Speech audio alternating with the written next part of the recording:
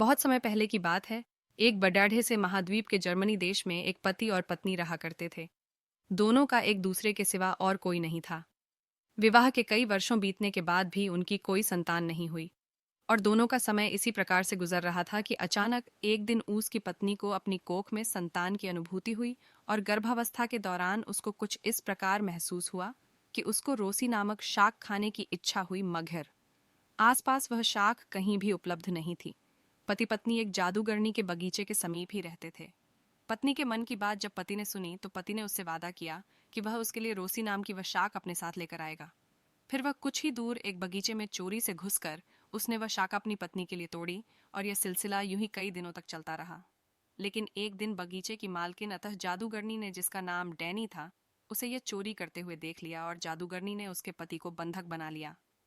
पति जादूगरनी के सामने बहुत गिड़गिड़ाया और जादूगरनी एक शर्त पर वह शाक उसकी पत्नी के लिए देने के लिए राजी हो गई। शर्त थी कि संतान के जन्म के बाद वह उसे जादूगरनी को हमसे के लिए सौंप देगा।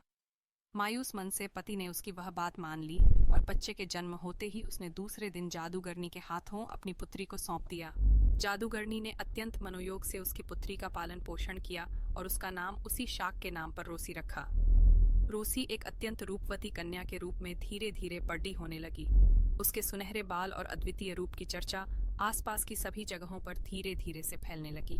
कन्या के 18 वर्ष के होते ही जादूगरनी डैनी ने उसको एक ऐसी मीनार में कैद कर दिया जिसमें ना तो कोई दरवाजा था और ना चढ़ने के लिए ही कोई सीढ़ी। इसमें एक ऊंचे स्थान पर एक कमरा था जिसमें कि केवल एक खिड़की थी।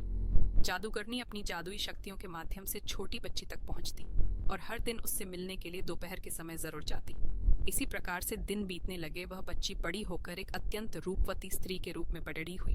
उसके लंबे घने सुनहरे बाल इतने लंबे हो गए थे कि वह जादूगरनी उनके सहारे मीनार पर चढ़कर कमरे में आने और जाने लगी। ऐसा करते वक्त वह रोसी को पुकारते हुए कहती, वर्टिकल बार रोसी, अपने बाल गिराओ ताकि मैं तुम्हारे सुनहरे बालों पर चढ़कर ऊपर आ सकूं। क्षेत्र में आ गया जहां पर रोसी उस मीनार में रहती थी। रोसी की आवाज में अद्वितीय मिठास थी। जब वह गाती थी तो जैसे समय ठहर जाता था। एक दिन राजकुमार को टहलते टहलते एक मधुर आवाज सुनाई पड़ी। वह आवाज कहाँ से आ रही है यह जानने के लिए जब राजकुमार मीनार के पास गया तो उसे दिखाई पड़ा कि एक ऊंची मीनार के ऊपर कमरे में एक सुंदर रूपवती स्त्री रहती है। उसकी इस मीठी आवाज को सुनकर राजकुमार उसकी तरफ अत्यंत आकर्षित हुआ और वह अपनी उत्सुकता पर काबू नहीं रख सका।